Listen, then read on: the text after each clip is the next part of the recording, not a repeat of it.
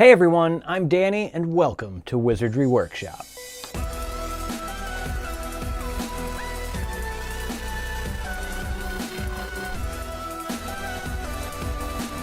In this video, we are going to be making an Occlumency kit, and not just any Occlumency kit. This is Snape's Occlumency kit. It is seen in literally like 2 less than a second clips in the movie. This project is an assignment from Louisa, who's the headmistress over on Patreon right now. So thank you for this really obscure project I never would have thought of before, but I'm excited to try it. Snape uses this pouch when he gets Harry down into the dungeon to do his Occlumency training for Harry. He uses this pouch he pulls out of his robes and he rolls it across the table. If you are new here, I do a whole bunch of Harry Potter DIY stuff on this channel, so if that's something you're interested in, go ahead and hit that subscribe button. I also have Patreon, like I mentioned earlier, so if you want extra content and extra downloads and stuff, go ahead and check that out over there. In the description box, you will find a list to all of the supplies that I use, as well as the free downloadable templates for this project. Let's get started.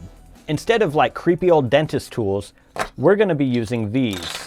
And they do kind of look like something dentists would use on your teeth, I guess, but they're really for like modeling with clay and stuff like that. So these actually serve a purpose if you're a modeler or you want to get into that or have the tools around in case you need them, so you can still use them. So sure, I could have gone on eBay and bought a whole bunch of vintage dentist tools for like $200, but I'd rather spend like 15 bucks on some of these and just make them look old and creepy. To do this, we are going to need some paper towels to protect our table, or you could use scrap paper, whatever you want. Next, we will need some of this Distress Oxide, and this is ground espresso, so it's kind of like a really dark kind of brown color. So we are just going to start rolling these on there just to get them nice and dark with this Distress ink. Sure, you could also stain this with some type of wood stain, but there are fumes associated with that, especially if you have kids and your kids are going to help you do this project. Definitely you want to use something that doesn't have like dangerous, harmful fumes. So the only part I couldn't really get is right in here. So I'm going to try and get that with one of these foam brushes. I don't know how well it'll work. Maybe we can... Actually, yeah, that's kind of spreading it pretty well. So once you've rolled it in there, you can use a foam brush or something similar just to spread this around. And you don't have to do this part if you don't mind the lighter colored wood, or if you have some that are dark wood, then you don't have to worry about this part. And I am a very impatient person. I don't like to wait for things to dry and that type of stuff. So what I'm gonna do is use a heat gun to dry this ink very quickly. And to check if it's dry, you can kind of roll it on your paper towel, and you can see some of the ink did come off there, kind of like a rolling pin, but most of it stayed on. So for the most part, it's dry.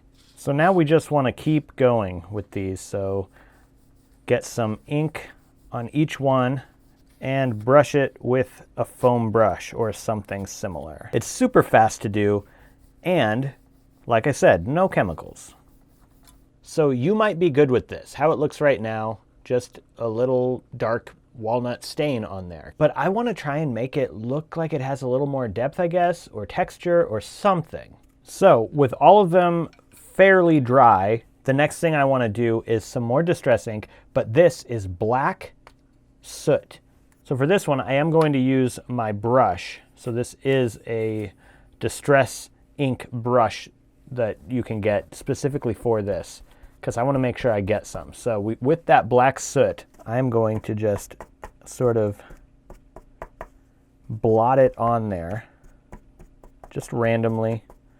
And you don't want to overdo it. All we're doing here is adding some texture, adding some kind of like, I guess it'll look a little more aged. And now that it's fairly dry, I have just a spray bottle, and this is kind of like a sprayer slash mister, and I'm just going to take it and I'm going to hold it kind of far back a little bit, maybe a few inches back here, maybe about 4 inches or so, and then I'm just going to spray it once, just like that. And then I'm going to flip it and spray it again, and I just want to get this thing a little bit wet. but not submerged, just little droplets all over it. Okay, so that's what I've just done. And then if I take this paper towel and sort of roll it in the paper towel a little bit, it's going to take some, as you can see, some of that off and leave some of it behind. And that kind of gives it a little bit of a splotchy type look.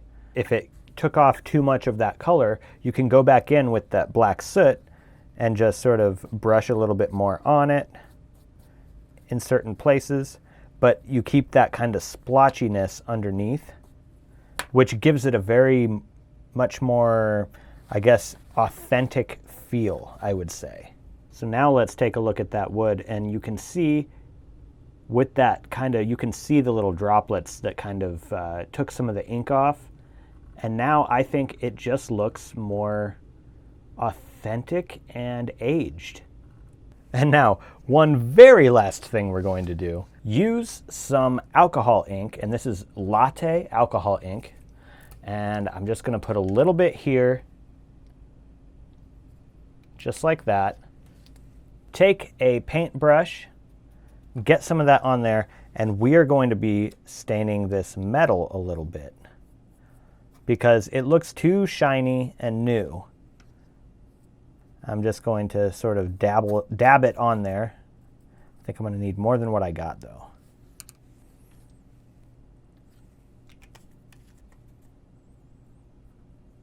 And then also kind of dab that a bit with your paper towel. This darker one is the one I've been working with, and you can see the shine on the metal is just a little bit, it has a little bit more of a brown tint to it. It's a subtle detail, but it's there. And if you are a perfectionist like me, you're going to want something like that. What I have just done with this tool, you need to do that with all of the tools that you have here. So I'm going to do that with the rest of these. So here we are, all finished. This one is absolutely brand new, which I have not done any type of modifying to it. And I just wanted to show you an example of one that has been aged and one that has not. I think you can even tell in the metal here how it's darker, kind of more stained, almost a brownish yellow. Now that we are all done with these, we can set them aside and we can start working on these. And these are the potion vials. They're just these little plastic vials. Usually they'd have like beads or things like that in them. And they've got these tops that have like a little, I guess, handle type thing on them. These were the perfect kind of size, and they're plastic instead of being glass. So I figured if this is like a thing that you roll out like Snape did, you probably don't want glass stuff in there along with metal and wood because you don't want anything to break. So I went with plastic. They look too new, so let's age them. I will be wearing gloves this time. So what we really want to do to age these is use some of this alcohol ink again, and we're just going to use our brush to sort of blot it onto the plastic, and that's going to make it look like sort of a faded glass. You can get a little bit more around the bottom and around the top, and then just sort of blot it in between, and then you can roll it around on your paper towel a bit, and as you can see, it has given the glass a bit of a browned aged color. And it's not glass, it's plastic, but this kind of helps it look like an aged glass. Now we are done aging all these vials, and I don't think I really even need a comparison because you can just see how kind of yellowed and dirty they look. So for each vial, we do have a potion label. We have 6 labels in total. They are small enough to fit on the vial.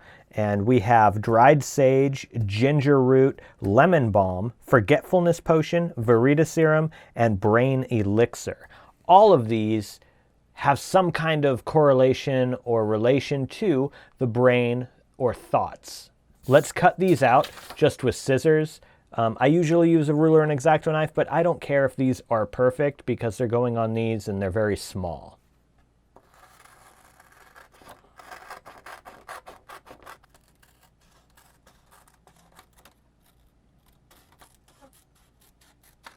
So now I have all my vials lined up here, and I've got all my labels lined up down here on a napkin or a piece of scrap paper if you're using that.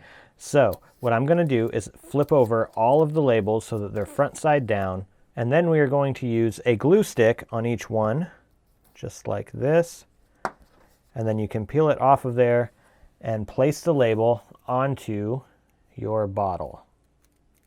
And if you roll this on your table kind of like that, then the label really gets on there evenly glued on. Now we have all 6 of our vials labeled, but it kind of looks a little weird, doesn't it? Because the label looks a little too clean compared to the bottle, and it really kind of stands out a bit too much. So we're going to age it a little bit more. Get some of your Distress Oxide paint, which is ground espresso, and you can use a foam brush or whatever you want for this part, but we're just going to sort of age it just around the edges where it kind of contrasts with the color of the bottle. And then you can kind of wipe a napkin around on it to wipe it off of the plastic bottle, but also to sort of give it a more of a natural look, like it's sort of faded. And we end up with this. Now, I'm not going to put anything in these bottles, but you can put liquid in them if you want. I was just worried about them leaking, or you could put dry ingredients in them, but I think they're going to look fine for the purpose of this video, just not having anything in them. And I can tell, I think it really does make a pretty big difference. This one has been aged with that Distress ink, and this one is not. And I think this one looks a little more natural. So let's just go ahead and do that same thing with the rest of these labels. We've got our potion vials with labels. We've got our Occlumency tools aged and ready to go. The only thing left is to make the actual roll-out pouch. Now, this is made of black leather in the movie. However, I'm going to be doing it with a faux black leather. So next, we want to just set these things aside. We'll get back to them later. And you are going to need a sheet of 11 by 17 paper. If you don't have 11 by 17 paper, you can use 2 sheets of 8.5 by 11 paper, basically just standard copy paper size, and then just tape them together in the middle, and there you go, you have 11 by 17 paper. So with your 11 by 17 paper, we are going to sort of make a little paper mock-up of what we're about to sew, and that's going to make things a lot easier later on. So we're going to need a strip of this, a long strip of this, and you can figure out how wide you want this strip based on the items you're putting inside of this pouch.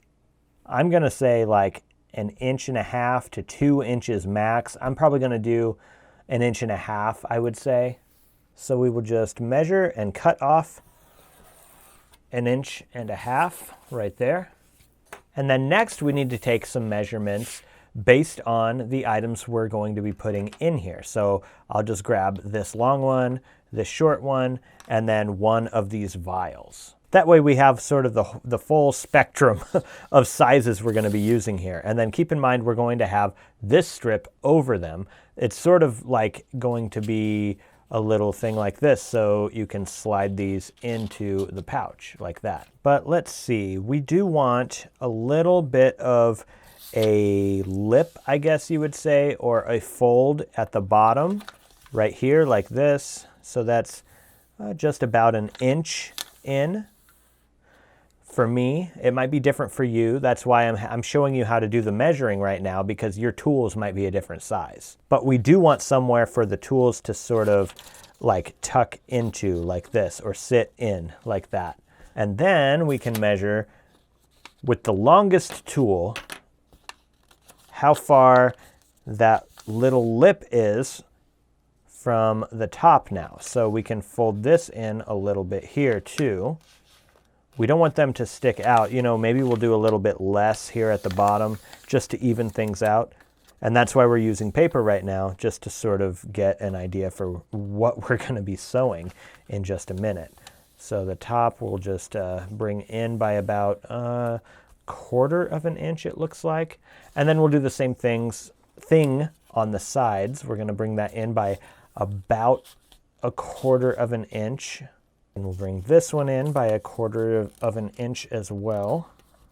I'm not being like extremely precise with these measurements because it doesn't really matter unless you really want it to be perfect. So we've got those folded in.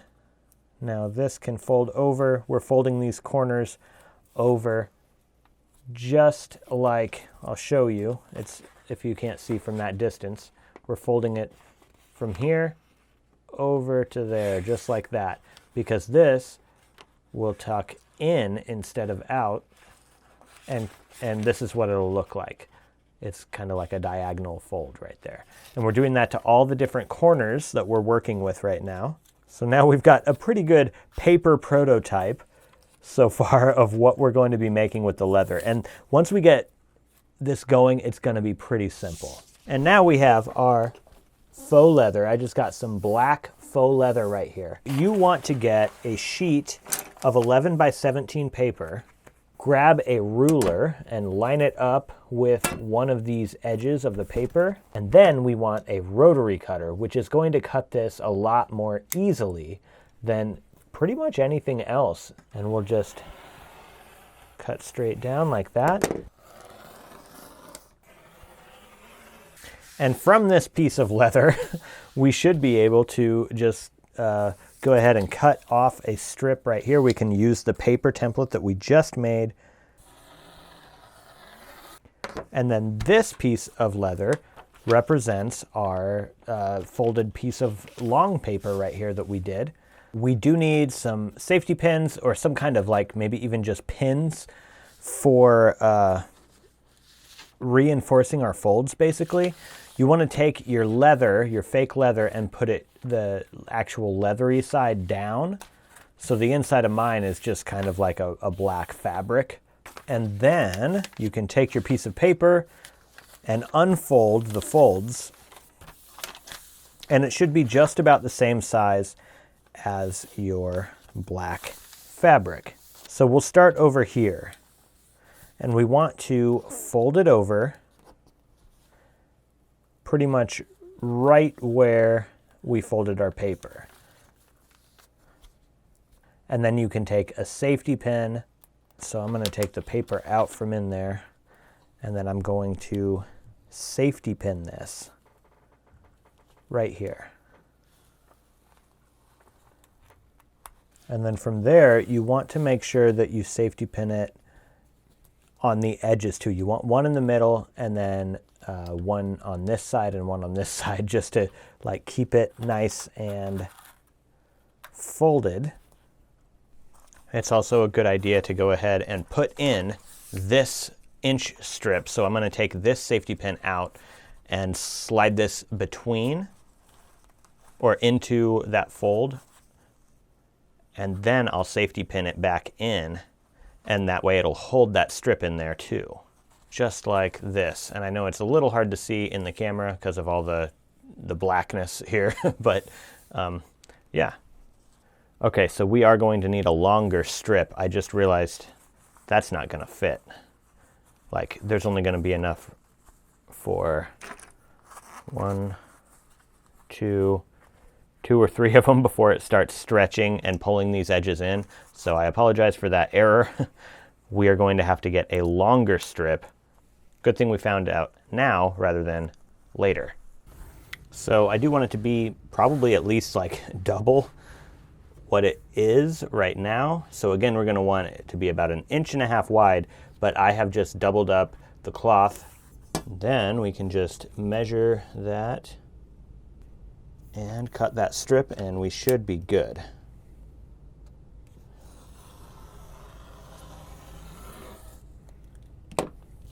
Now that strip should be a little more like what we need. We just want to make sure that it's the right size now. So we'll take a vial and place it here. And then about a finger's length in between, we'll just keep going. And then just sort of hold our spot with our finger, just to see if this is going to be long enough. So we need it to be about this long, so we have plenty for sure. Leave yourself quite a bit kind of trailing off on this side here. As I said, I'm not very good at sewing, so I'm not really going to go over it that much. There's plenty of YouTube videos for that, but as you go, you do want to leave enough room so that you can take those safety pins out and then sew over the fold after you've taken the safety pin out, and just do that as you go. And then when it comes to the middle part, the strip that goes along on the inside, you want to make sure that your vials and tools are going to fit in those little spots that you're making for them. And go ahead and make your stitch just right down the middle, right where the fabric overlays, and it should fit right into the pouch. And now just keep doing that with that middle strip, making sure they fit all the way down until you get to the end. We should be left with something that looks a bit like this. Is it perfect? No. As a final touch, we are going to put Snape's name right here, and I'm going to do it with this DecoColor Premium Gold Foil Marker. So I'm just going to put Snape's name right here. I'm just going to do S. Snape. I think that gives it a really cool kind of personalized look to it. And we can start putting this stuff in here. I did do some big and some small. So the smaller ones will fit these tools. So I'll just put a few of these in here. And then the bigger ones will fit the potions. I should also mention these tools that I chose, some of them are kind of sharp, so be aware of that and don't hurt yourself.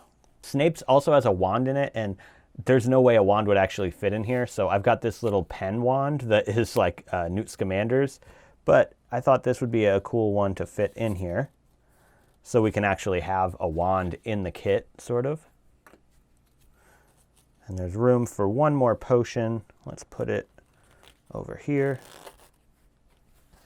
And there, it doesn't have to be completely full, so there we go. That is our kit. And the way we can keep this closed is with just another piece of our fabric. And if we roll this up,